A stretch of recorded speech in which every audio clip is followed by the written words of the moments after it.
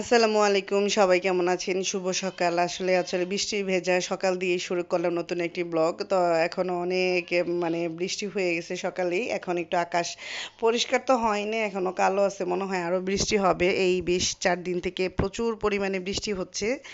আসলে জনজীবন এখন বিরক্ত লেগে যাচ্ছে। এত বৃষ্টি আর ভালো লাগতেছে না। কাপড়-চোপড় শুকাচ্ছে না।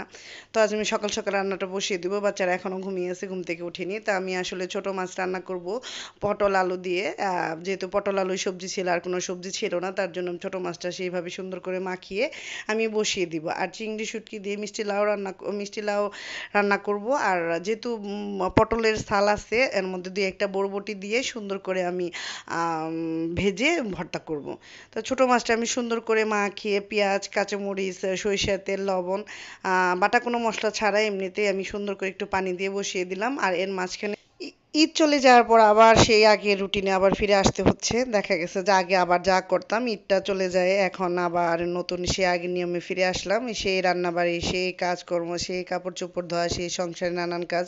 তো আমি আবার এই যে এখানে ফোড়ন তেলের মধ্যে রসুন, জিরা ফোড়ন দিব, রসুন দিব, পেঁয়াজ দিব। আমার কাছে মনে হয় যে শুটকি মাছের রসুন ছাড়া খাওয়াই যায় না। তা আমি কিছুক্ষণ ভেজে আমি চিংড়ি শুটকিটা দিয়ে ভালোভাবে আলতোভাবে আরেকটু ভালোভাবে ভেজে নিব। বেশিক্ষণ ভাজবো না। চিংড়ি শুটকিটা চেষ্টা করবেন একটু কম ভাজার জন্য। কারণ আপনি যখন মিষ্টি লাউটা দিবেন তখন দেখবেন যে এমনিতেই আরেকটু ভাজা হয়ে যাচ্ছে। আর লবণটা আমি দিয়ে নিলাম, কারণ লবণটা আপনাদের পরিমাণ মতো আগেই দিয়ে নিবেন। লবণটা এই জন্য আগে দিয়ে নিলাম কারণ চিংড়ি শুটকির ভিতরে যেন একটু লবণ যায়, তার জন্য। আর মরিচটা এখানে একটু বেশি ব্যবহার করেছি, কারণ হলো এটা গুঁড়া মরিচও ব্যবহার করব, যেহেতু মিষ্টি লাউটা একটু মিষ্টি মিষ্টি লাগে, তো এটা খেতেও স্বাদ লাগে ভীষণ। তো আমি এখানে ধনে গুঁড়া দিলাম, মরিচ গুঁড়া দিলাম, হলুদ গুঁড়া দিলাম, ভালোভাবে নেড়ে আমি এখানে একটু পানি দিয়ে দিব। অল্প পানি দিব, আপনারা বেশি পানি দিবেন না, কারণ আমার কাছে মনে হয় মিষ্টি লাউটা এমনি নরম, আরও বেশি পানি দিলে একদম আমার এই যে গলে গলে ভাব হয়ে গেছে, আমার পানিটা মনে হয় একটু বেশি হয়ে গেছিলো। তো এখন আমার আমার রান্না আসলে মিষ্টি লাউ একদম কমপ্লিট। আমি চেষ্টা করছি আজকে খুব ঝটপট রান্না করার জন্য। আমার এই যে মিষ্টি লাউটা কমপ্লিট। এখন আমি ফ্রাই প্যানে এই যে বরবটি আর ইয়ার চাল, পটলের চাল সুন্দর করে আমি হালকা করে টেলে নিব। টেলে নিয়ে আমি পাটায় পিষে ভর্তাটা করব। তো এখন আমি এই ভর্তাটা আসলে করতে পারবো না। ভর্তাটা করতে আমার সময় লাগবে। আমি ভেজে রেখে দিব। পরে বাচ্চা কাচ্চা উঠলে বাচ্চা কাচ্চা নাস্তা শেষ করে আমি আবার ভর্তাটা করে ফেলবো।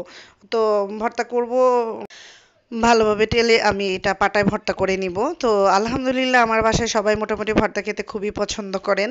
বিশেষ করে আমার হাসবেন্ড। আমি নিজেও খুব পছন্দ করি। আর এই মাংসের ভিতর দিয়ে কয়েকদিন যাওয়ার পরে এখন ভর্তা-টর্তা খেতে খুব ভালো লাগে। তো বাচ্চাগুলো আসলে তেমন একটা কিছু খায় না। এগুলো সবজি-টবজি ওরা মাংসই খায়। ওদের জন্য অন্য রান্না আছে। আমি একটু সরিষার তেল দিয়ে, লবণ দিয়ে এই ভর্তাটা আমি পাটায় মেখে নিব। দেখবেন পাটায় মেখে নিলে খেতে আরো অসাধারণ ভালো লাগে। সবাই ভালো থাকবেন, সুস্থ থাকবেন, চ্যানেলটি সাবস্ক্রাইব করবেন, বেশি বেশি আমার ভিডিও দেখবেন।